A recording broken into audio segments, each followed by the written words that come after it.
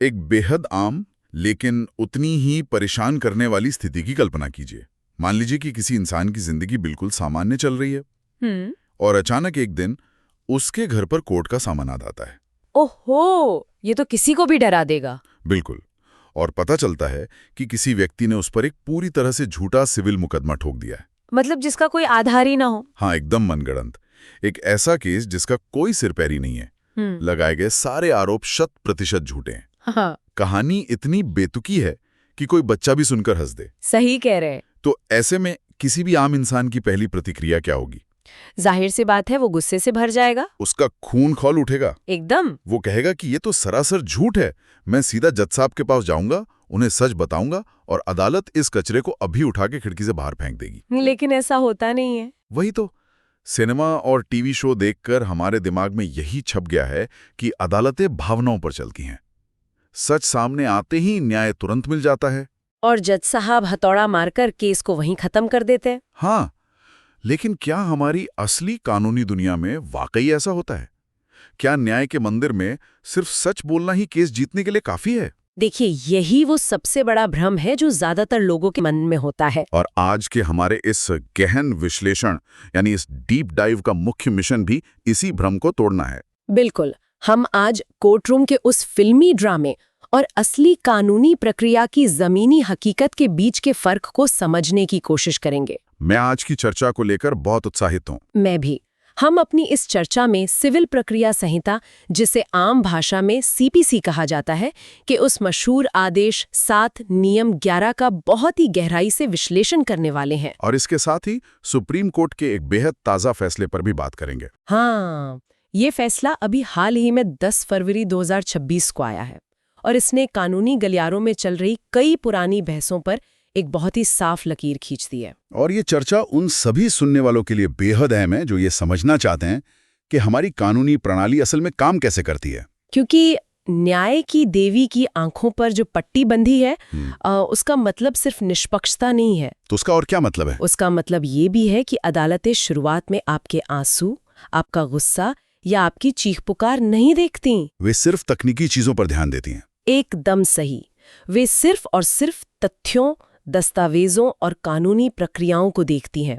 अगर किसी को ये पता हो कि अदालत में कौन सा दांव कब चलना है, तो वो खुद को सालों के मानसिक तनाव से बचा सकता है। और अदालतों के धक्के खाने और वकीलों की भारी भरकम फीस से भी। तो चलिए सीधे उस ऐतिहासिक फैसले पर आते हैं जिसने ये पूरी बहस खड़ी की है। हम शुरू करते हैं। हमारे स्रोत बताते हैं कि यह सुप्रीम कोर्ट का फरवरी 2026 का जे मुथराजन बनाम एस वेंकराजन मामला है।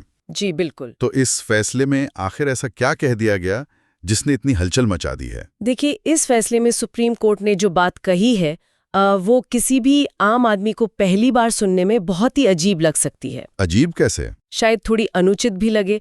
कोर्ट ने बहुत ही शांत और विश्लेषणात्मक ढंग से ये स्पष्ट कर दिया है कि किसी भी सिविल केस को उसकी शुरुआती चरण में सिर्फ इस आधार पर खारिज नहीं किया जा सकता कि उसमें लिखे गए तथ्य झूठे हैं। रुकिए, मतलब अगर मेरे खिलाफ कोई केस दायर हुआ है और मैं अदालत में जाकर ये साबित करने की कोशिश करूं कि ये सारे आरोप कोरे झूठ हैं, तो कोर्ट उस वक्त आपकी बात सुनकर केस को बंद नहीं करेगा। ये तो बहुत हैरानी की बात है।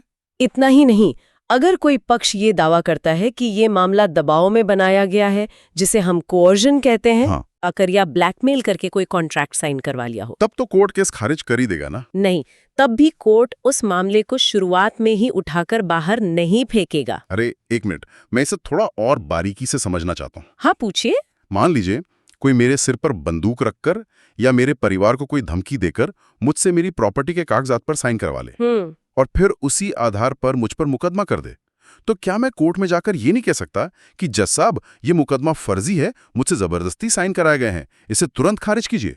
कानूनी रूप से आप ऐसा कह तो सकते हैं, लेकिन केस तुरंत खारिज नहीं होगा। क्या मुझे उस एक कोरे झूठ और मनगढ़ंत कहानी के लिए पूरे ट्रायल की उस लंबी प्रक्रिया से गुजरना होगा? दुर्भाग्य से हाँ। सालों तक तारीख पर तारीख का सामना करना होगा। ये तो सरासर अन्याय लगता है। आपकी ये हैरानी बिल्कुल स्वाभाविक है। कोई भी आम नागरिक यही सोचेगा कि अगर झूठ साफ साफ दिख रहा है तो फिर इतनी लंबी प्रक्रिया क्यों? बिल्कुल, सच तो सच है। लेकिन अगर हम इसे न्याय व्यवस्था के एक बड़े नजरिए से जोड़कर देखें तो इसके पीछे एक बहुत ही मजबूत कानूनी सिद्धांत काम कर रहा है। वो सिद्धांत क्या है? कानून की भाषा में इसे ट्रायल का विषय या मैटर ऑफ ट्रायल कहा जाता है। Matter of trial? हाँ, इसे ऐसे समझिए कि जब कोई मामला अदालत के सामने पहली बार आता है तो जज के पास कोई जादू की छड़ी नहीं होती जिससे वे सच और झूठ तुरंत पकड़ लें। एकदम सही। कोई ऐसा यंत्र नहीं होता जिससे वे सिर्फ कागजों को देखकर बता सके कि कौन सच बोल रहा है और कौन झूठ। हर मामले में दोनों पक्ष यही दावा करते हैं कि दूसरा व्यक्ति झूठा है। ये बात तो है। अदालत में तो सब खुद को ही सही बताते हैं। सच्चाई या झूठ का फैसला हवा में या सिर्फ किसी की कसम खा लेने से नहीं हो सकता। तो फिर अदालत ये तय कैसे करती है? शुरुआती स्तर पर जज किसी नतीजे पर पहुंचने से क्यों बचते हैं? क्योंकि न्याय की प्रक्रिया ये मानकर चलती है कि सच तक पहुंचने का एक स्थापित तरीका है और उस तरीके को शॉर्टकट मारकर पार नहीं किया जा सकता। बिल्कुल नहीं। इसके लिए कुछ अनिवार्य कदम होते हैं। सबसे पहले गवाहों का विश्लेषण यानी विटनेस एनालिसिस किया जाना आवश्यक है। मतलब दोनों पक्षों के गवाहों को कटघरे में खड़ा किया जाता है। हाँ, उनसे सवाल जवाब होते हैं, जिरह होती है। उसके बाद जो सबूत या साक्ष्य पेश किए गए हैं, चाहे वे कागजात हों, ईमेल हों या बैंक के रिकॉर्ड हों, सही कहा, उन सब की बहुत ही बारीकी से जांच करना अनिवार्य है। और सबसे अहम बात, न्याय का प्राकृतिक सिद्धांत कहता है कि दोनों पक्षों की दलीलें पूरे विस्तार से सुनी जानी चाहिए। और उस दबाव या ब्लैकमेल वाली बात का क्या, जो मैंने पूछी थी? देखिए, दबाव या अनुचित प्रभाव जैसी चीजें असल में इंसान की मानसिक स्थितियां हैं। आप किसी का दिमाग पढ़कर ये नहीं जान सकते कि उस पर सच में दबाव था या नहीं। इसे केवल ठोस सबूतों और क्रॉस एग्जामिनेशन के जरिए ही साबित किया जा सकता है। अच्छा, अब मैं समझ रहा हूँ। जब तो ट्रायल में ये सारी प्रक्रियाएं पूरी नहीं हो जाती, तब तक कानूनी रूप से किसी भी आरोप को आधिकारिक तौर पर झूठा या सच्चा घोषित नहीं किया जा सकता। मैं प्रक्रिया के इस महत्व को समझ रहा हूँ, लेकिन एक व्यवहारिक बात सोचिए। जी कहिए। उस बेगुनाह इंसान का क्या, जिसे इस झूठे केस की वजह से मानसिक प्रताड़ना सहनी पड़ी, उसका समाज में नाम खराब हुआ। ये एक बहुत बड़ी समस्या है। उसकी रातों की नींद उड़ गई और उसने अपनी गाड़ी कमाई का एक बड़ा हिस्सा वकीलों को दे दिया। क्या उसके लिए इस पूरी व्यवस्था में कोई राहत नहीं है? राहत बिल्कुल है, लेकिन उसका समय अलग है। सुप्रीम कोर्ट ने अपने इस फैसले में ये स्पष्ट किया है कि अदालतें ऐसे मामलों में मूक दर्शक नहीं हैं। तो अदालत क्या करती है? अगर पूरा ट्रायल खत्म होने के बाद और सारे सबूत देखने के बाद अदालत को ये लगता है कि किसी पक्ष ने जानबूझकर झूठ बोला है, न्यायपालिका के कीमती समय को बर्बाद किया है, हाँ, और दूसरे पक्ष को सिर्फ परेशान करने के इरादे से ये फर्जी केस घसीटा है, तो कोर्ट ऐसे व्यक्ति पर भारी हर्जाना लगा सकता है, जिसे कॉस्ट्स एंड डैमेजेस कहते हैं। बिल्कुल। आज के समय में अदालतें ऐसे मामलों में बहुत सख्त हो रही हैं। झूठे मुकदमे करने वालों को लाखों रुपए का हर्जाना देना पड़ सकता है, और कुछ मामलों में तो आपराधिक कार्रवाई भी हो सकती है। एकदम सही। लेकिन सबसे महत्वपूर्ण बात जो इस 10 फरवरी 2026 के फैसले ने साफ की है, वो यही है कि ये सब ट्रायल के अंत में होगा। आप शुरुआत में ही केवल एक पक्ष के ये चिल्लाने पर कि ये आरोप झूठे हैं, केस को शॉर्ट सर्किट नहीं कर सकते। बिल्कुल नहीं कर सकते। ये जानकारी तो सच में कई भ्रांतियों को तोड़ने वाली है। मतलब कोर्ट में जाकर चिल्लाना और अपना पक्ष सही साबित करने की जल्दबाजी करना असल में काम ही नहीं आता। जरा भी नहीं। लेकिन यहाँ पर बात बहुत दिलचस्प हो जाती है।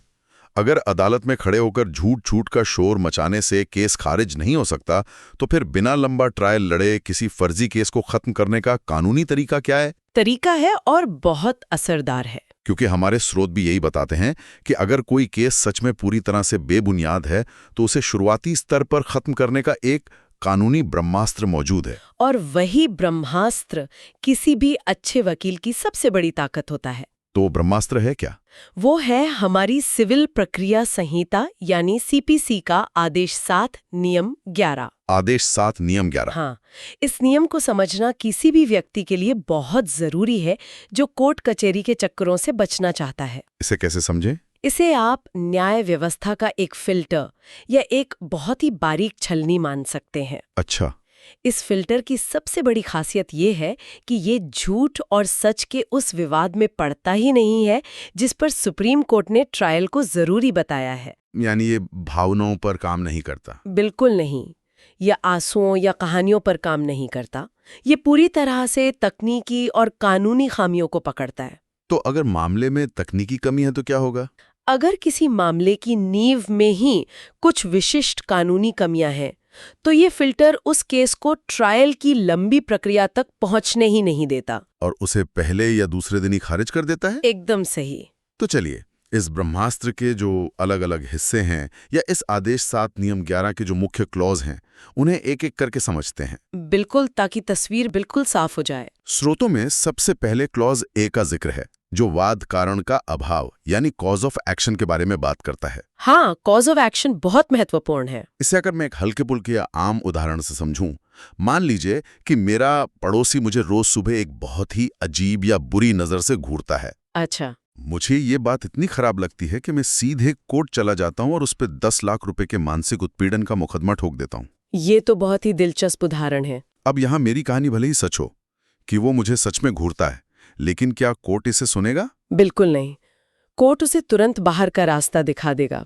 और यहीं पर क्लॉज ए काम आता है। कैसे? आपके उदाहरण में जो बात है वो भले ही तथ्यात्मक रूप से सच हो, लेकिन उसका कोई स्पष्ट कानूनी आधार नहीं है। क्योंकि बुरी नजर से देखना कोई अपराध नहीं है। सही कहा।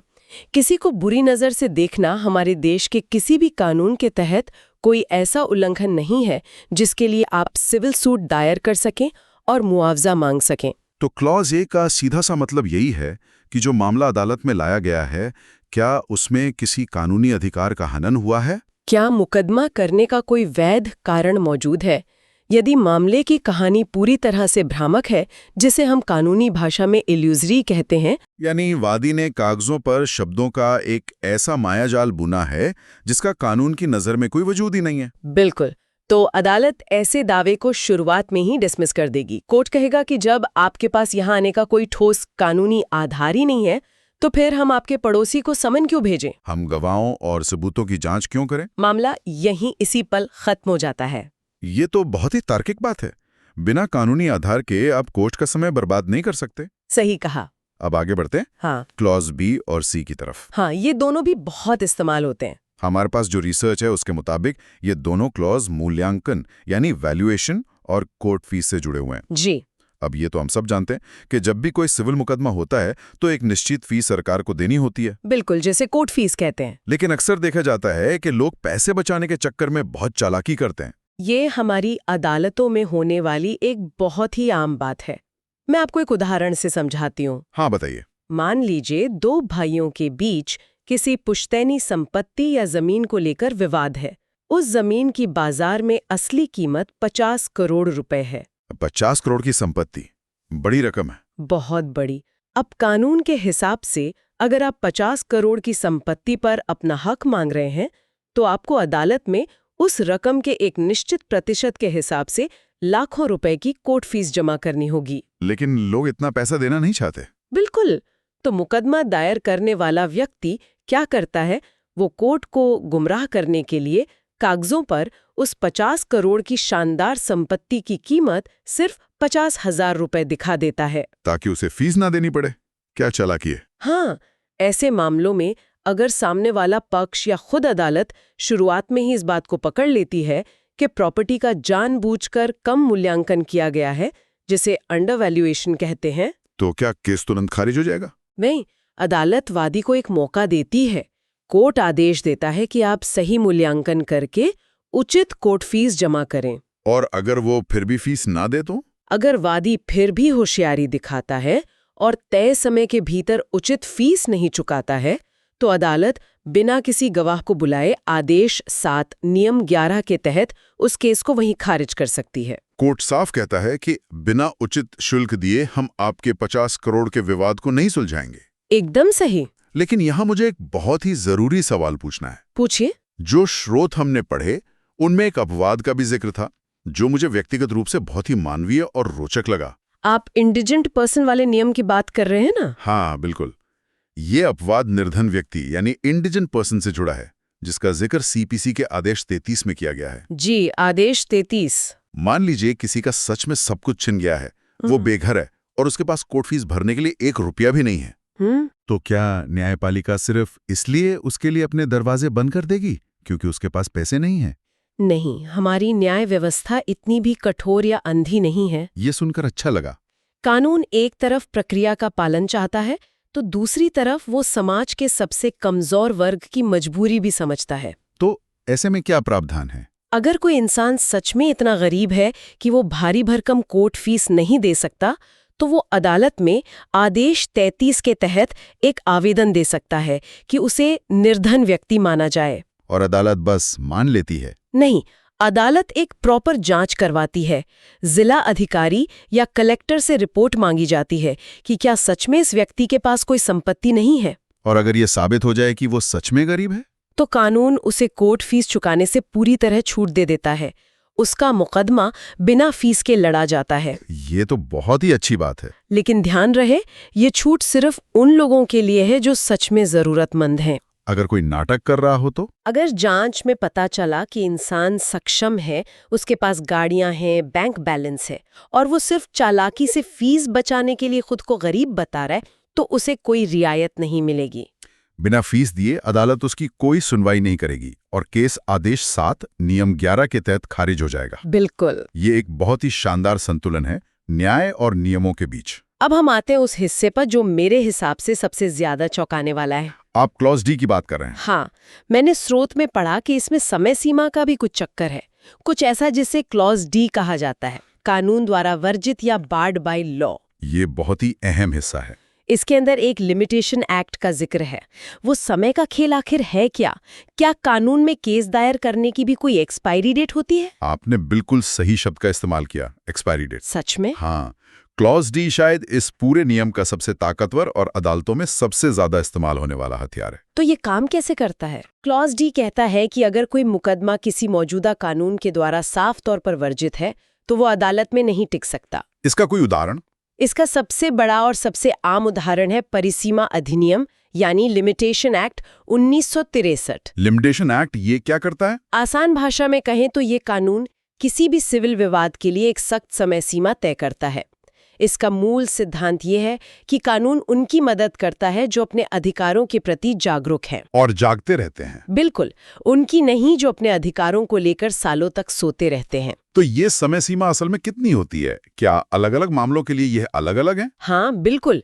लिमिटेशन एक्ट में हर तरह के विवाद के लिए एक स्पष्ट चार्ट दिया गया है। कोई उदाहरण देकर समझाइए। मान लीजिए आपने अपने किसी दोस्त को 5 लाख रुपए उधार दिए। ठीक है। उसने वादे के मुताबिक पैसे वापस नहीं किए। अब आप उस पैसे की वसूली के लिए मुकदमा करना चाहते हैं। तो मेरे पास कितना समय है? कानून कहता है कि जिस दिन से आपके पैसे वापस मिलने थे, उस दिन से आपके पास कोर्ट जाने के लिए केवल 3 साल का समय है। सिर्फ 3 साल? हाँ, इसी तरह अगर किसी कानूनी दस्तावेज को चुनौती देनी है तो उसके लिए भी समय सीमा अमूमन 3 साल ही होती है। और अगर मामला जमीन का हो? अगर मामला किसी जमीन या अचल संपत्ति के कब्जे की वसूली का है, तो क्योंकि इसमें कई पेचीदगियां होती हैं, कानून आपको 12 साल की लंबी सीमा देता है। ये सच में बहुत अहम जानकारी है। अब मान लीजिए मेरा पैसा डूबे हुए 4 साल हो गए और मैं चौथे साल अदालत पहुंचता हूं। मैं जज साहब के सामने रोता हूं, सारे बैंक के असली स्टेटमेंट दिखाता हूं और ये साबित कर देता हूं कि सामने वाले ने सच में मेरे पैसे मारे हैं। ठीक है। तब क्या होगा? क्या जज मेरे असली सबूतों को देखकर भी मुझे भगा देंगे? बिल्कुल, और यहीं पर वो समय का खेल सामने आता है। लेकिन मेरे पास तो पक्के सबूत हैं। सबूत कितने भी पक्के हों, अगर आप 3 साल और 1 दिन के बाद भी कोर्ट पहुंचते हैं, तो दूसरी पार्टी का वकील आपकी कहानी सुनेगा ही नहीं। वो सच और झूठ पर बहस ही नहीं करेगा। बिल्कुल नहीं। वो सीधे जज के सामने आदेश 7 नियम 11 क्लॉज डी की एप्लीकेशन लगाएगा। और क्या कहेगा? वो कहेगा, माय लॉर्ड, ये केस लिमिटेशन एक्ट की समय सीमा से बाहर हो चुका है, ये टाइम बार्ड है। और जज साहब मान लेंगे? जज आपके बैंक स्टेटमेंट या आपके आंसू नहीं देखेंगे, वे सिर्फ कैलेंडर देखेंगे। और अगर ये साबित हो जाता है कि 3 साल बीत चुके हैं, तो कोर्ट के हाथ बंधे होते हैं। कोर्ट को उस केस को प्रारंभिक स्तर पर ही बिना किसी गवाया सबूत को देखे खत्म करना पड़ेगा। एकदम सही। कानून का मानना है कि अगर समय सीमा न हो तो लोग 50-50 साल पुराने मुर्दे उखाड़ते रहेंगे। और अदालतों में कभी कोई विवाद हमेशा के लिए खत्म ही नहीं होगा। बिल्कुल सही। कि इन सभी तकनीकी क्लॉज तक तो पूरी तस्वीर एकदम साफ होने लगती है। बिल्कुल साफ। सबसे बड़ी बात जो उभर कर सामने आती है वो ये है कि अदालत के अंदर जाकर सिर्फ भावनाओं में बहकर ये चिल्लाना कि ये तथ्य झूठे हैं, ये केस मनगढ़ंत है, मुझे फंसाया जा रहा है, ये सब अपने आप में समय और ऊर्जा की पूरी तरह से बर्बादी है। अदालतें इस तरह से काम ही नहीं करती। न्याय की शुरुआत भावनाओं से नहीं, प्रक्रिया से होती है। देखिए, यही पूरे विषय का निचोड़ है और यहीं पर एक होशियार और अनुभवी वकील की असली प्रतिभा काम आती है। उसका कौशल यहीं दिखता है। बिल्कुल। अगर आप एक कम अनुभवी वकील को कोर्टरूम में देखेंगे तो वो पहले ही दिन से भावनाओं के आधार पर केस लड़ने की कोशिश करेगा। वो शुरुआत में ही जज को ये समझाने में अपनी सारी ऊर्जा लगा देगा कि सामने वाला कितना झूठा और मक्कार इंसान है। लेकिन जैसा कि सुप्रीम कोर्ट ने साफ कर दिया है, उस शुरुआती स्तर पर झूठ साबित करना तकनीकी रूप से संभव ही नहीं है। क्योंकि ट्रायल तो अभी शुरू ही नहीं हुआ। एकदम सही। लेकिन एक काबिल और चतुर कानूनी रणनीतिकार भावनाओं में नहीं बहता। वो सामने वाले के लगाए गए संगीन आरोपों को पढ़कर घबराता नहीं है। वो सबसे पहले आदेश 7 नियम 11 की तकनीकी खामियों पर प्रहार करेगा। यानी एक अच्छा वकील सबसे पहले उन कागजों में वो कानूनी सुराग ढूंढेगा जिससे केस की नाव ट्रायल से पहले ही डूब जाए। हाँ, वो ये देखेगा कि क्या केस दायर करने की समय सीमा का पालन हुआ है, क्या उचित कोर्ट फीस दी गई है, क्या मामले का कोई वास्तविक कानूनी आधार भी है या सिर्फ हवा-हवाई बातें की गई हैं। बिल्कुल सही। यदि एक वकील शुरुआत में ही सिर्फ कागजों के आधार पर यह साबित कर देता है कि केस कानूनी रूप से वर्जित है या उसका कोई ठोस आधार नहीं है, तो वो अपने मुवक्किल को ट्रायल के उस लंबे दर्द से बचा सकता है, उस भारी मानसिक तनाव और सालों के आर्थिक नुकसान से बचा सकता है। मुवक्किल को कभी गवाहों के कटघरे में खड़े होकर पसीना नहीं बहाना पड़ेगा और केस शुरू होने से पहले ही खत्म हो जाएगा। इसलिए झूठे और फर्जी आरोपों से बचने का असली रास्ता सच साबित करने की जिद में नहीं है, बल्कि कानूनी प्रक्रिया और नियमों की उन बारीक खामियों को समझने में छिपा है। एकदम सही कहा आपने। आज की इस पूरी विस्तृत चर्चा को समेटते हुए ये पूरी तरह से स्पष्ट हो जाता है कि हमारी न्याय व्यवस्था एक बहुत ही अलग और तकनीकी तरीके से काम करती है। बिल्कुल। एक आम नागरिक के लिए सच क्या है, ये सबसे महत्वपूर्ण हो सकता है, लेकिन न्यायपालिका के लिए शुरुआती चरण में ये ज्यादा महत्वपूर्ण होता है कि क्या कानूनी प्रक्रिया और नियमों का सही तरीके से पालन हुआ है या नहीं। परिसीमा और कोर्ट फीस जैसे नियम सिर्फ सरकारी औपचारिकताएं नहीं हैं, बल्कि ये वो मजबूत दीवारें और फिल्टर हैं जो अदालत के कीमती समय को बचाते हैं और बेबुनियाद मुकदमों की बाढ़ को रोकते हैं। ये एक बहुत ही सटीक और संतुलित विश्लेषण है। शुक्रिया। लेकिन इस चर्चा को खत्म करने से पहले ये पूरी स्थिति एक बहुत ही गहरा और विचारणीय सवाल भी खड़ा करती है जिस पर हम सभी को सोचना चाहिए। वो क्या है? सुप्रीम कोर्ट का ये कहना सैद्धांतिक रूप से बिल्कुल सही है कि सच और झूठ का अंतिम फैसला तो ट्रायल के बाद सारे सबूतों को देखने के बाद ही होना चाहिए। ये तो न्याय का एक पुराना सिद्धांत है। लेकिन एक पल के लिए इस व्यवस्था के दूसरे पहलू के बारे में सोचिए। अगर हमारी न्यायिक प्रणाली शुरुआत में सिर्फ तकनीकी खामियों को पकड़ सकती है आदेश 7 नियम 11 के जरिए, और वो पूरी तरह से मनगढ़ंत लेकिन तकनीकी रूप से सही आरोप लगाने वालों को ट्रायल पूरा होने तक नहीं रोक पाती, मैं समझ रहा हूँ आप क्या कह रही हैं। तो क्या ये अनजाने में कुछ गलत लोगों को एक हथियार नहीं दे रहा? यानी अगर किसी ने झूठ को इतनी सफाई से कागजों पर ड्राफ्ट किया है कि उसमें कोई तकनीकी कमी ना हो, तो बेगुनाह को ट्रायल झेलना ही पड़ेगा। बिल्कुल। क्या ये कुछ लोगों को सिर्फ अपने दुश्मनों को या किसी निर्दोष को परेशान करने के लिए फर्जी मुकदमे दायर करने की हिम्मत नहीं देता? क्योंकि उन्हें पता है कि अगर उन्होंने कोर्ट फीस भर दी है और समय सीमा के अंदर केस किया है तो सामने वाले को सालों तक ट्रायल की चक्की में तो पिसना ही पड़ेगा, फिर भले ही केस में कोई सच्चाई ना हो। ये तो बहुत डरावना विचार है। क्या प्रक्रिया का ये इतना सख्त पालन जो किताबों में तो सही है, कहीं ना कहीं असल न्याय को धीमा और कष्टाई तो नहीं कर रहा? क्या इस व्यवस्था में प्रक्रिया ही अपने आप में एक सजा नहीं बन गई है, जिसे अंग्रेजी में कहते हैं प्रोसेस इज द पनिशमेंट? ये सच में सोचने वाली बात है। वाकई ये एक ऐसा विचार है जो हमें कानूनी किताबों के उन सूखे पन्नों से बाहर निकालकर समाज, इंसानियत और न्याय के असली मतलब के बारे में गहराई से सोचने पर मजबूर करता है। बिल्कुल। क्या प्रक्रिया न्याय को सुरक्षित रखने के लिए है या न्याय कहीं ना कहीं इस भारी भरकम प्रक्रिया के नीचे ही दबकर रह गया है? इस सवाल का जवाब शायद आसान नहीं है, लेकिन इस पर बहस होना बहुत जरूरी है। तो आज के इस गहन विश्लेषण में बस इतना ही। मुझे भी इस चर्चा में बहुत मजा आया। उम्मीद है आज की ये चर्चा सुनने वालों के लिए ज्ञानवर्धक रही होगी और कानूनी दुनिया की कुछ बेहद जटिल और महत्वपूर्ण परतें सामने खुली होंगी। इन सवालों पर विचार करते रहिए, अपने अधिकारों को लेकर जागरूक रहिए और सुरक्षित रहिए।